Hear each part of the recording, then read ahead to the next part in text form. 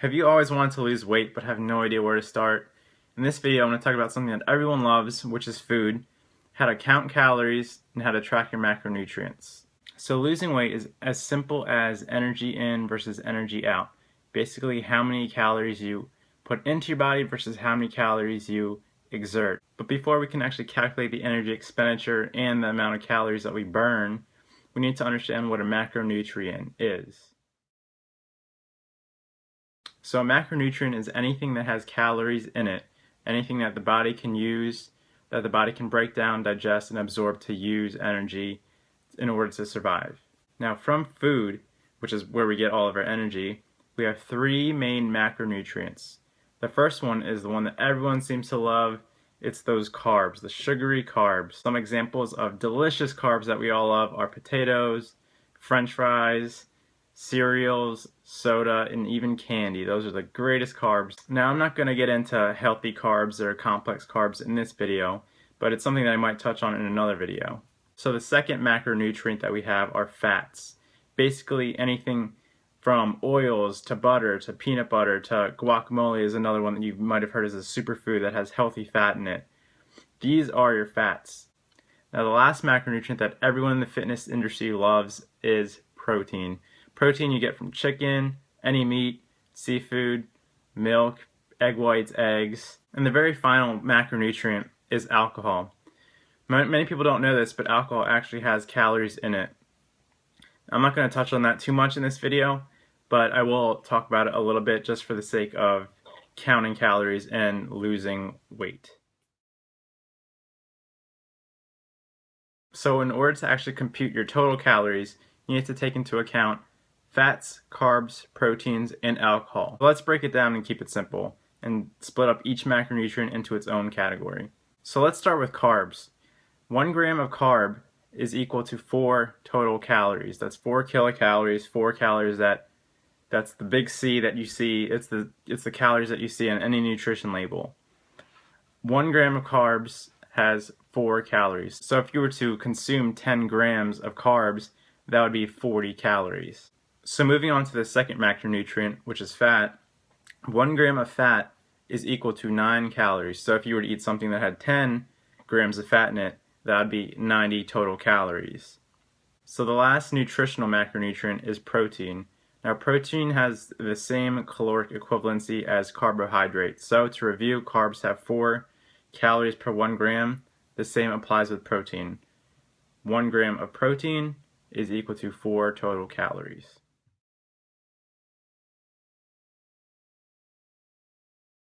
To apply this in the real world, most people use an app called MyFitnessPal, and they also use food scales to actually weigh their food. I'm going to show you how to do that right now. Let's take, for example, a Pop-Tart. So here you can see it says it has 203 total calories, about 5 grams of fat, and let's see how many carbs it has. 37, we'll round that to 37 grams of carbs. And for protein, it says that one pastry has 2.2. So on to some simple math. 5 grams of fat times 9 is 45 calories from fat. 37 grams of carbs times 4 is 148 calories from carbs. And 2 grams of protein times 4 is 10 calories from protein, which gives us a whopping total of 203 calories in the one Pop-Tart. So you see how simple that was? It's so easy a 4th grader could do it. Counting calories is not very hard. Some people might think that it's a bit tedious, and it is true at first. It does take some getting used to, but it is not that hard. If you do eat whole foods like potatoes or fruits, you can slice them up. The zero food scale if you have one, or consider investing in one. They're not very expensive. 0 the food scale. Measure out the total grams of, let's say it's a piece of fruit, or you slice up some apples. Measure that and record it into MyFitnessPal, or I think Lose It is another app that people use. There's plenty of these apps out there. So now that you guys know how to track macros or track macronutrients, or basically count calories, let's talk about how we can use this tool to actually lose weight. So losing weight, as I said previously in the video, it's all about calories in versus calories out. So I think a good starting point is to measure all the food that you eat in 1 week as you would a normal week. record it, maybe use MyFitnessPal, record the total calories. Don't really worry about the macronutrient profile too much. Just try and keep it consistent. And at the end of that 1 week, if you gain weight, you're probably eating too many calories. Now, there's of course physical activity, stress, and other things to take into account. But I think that's a great starting point. And if you do find yourself that you gain maybe half of a pound, or hopefully not a whole pound, but maybe half a pound, I would advise just cutting your carbs down a little bit, maybe by 25 grams, which is 100 calories. Try that for another week and see how you adjust. If you don't gain as much weight, or let's say it's unlikely you'll lose weight, but if you don't gain as much weight, then you can keep working at that. Carbs are the easiest macronutrient to manipulate, in my opinion. And the reason why that carbs have such an impact on weight, not necessarily muscle mass or anything to do with body composition, but with weight loss and gain, is because carbs are what your body uses to hold on to water. So if you're eating a lot of carbs and you're drinking a lot of water, you're naturally going to be heavier, I guess you could say, on a scale.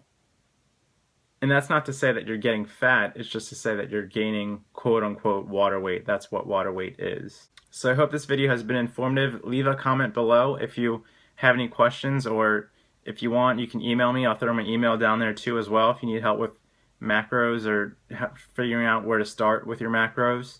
And guys, losing weight is more than just watching your diet. Watching your diet is a great way to start, but I really highly recommend physical activity, more so for the other benefits. Who cares about if you're losing weight? Weight is just a number, in my opinion. The way your body is composed says much more about how healthy you are. You could be 180 pounds and have not a whole lot of muscle mass, and maybe you're 6 feet tall, or you could be 5'7" and be 180 pounds and have a lot of muscle mass. Now the 5'7" person is generally going to be a lot healthier than that 6-foot person. So to conclude, try and get some form of exercise in throughout your day, even if it's 3 or 4 times a week. Count your calories, make sure you're watching what you eat and you're not overeating too much, and get some sleep. Sleep is the most important thing in terms of recovery and regulating your hormones and your stress levels. So thanks for watching the video. I'll see you in the next one.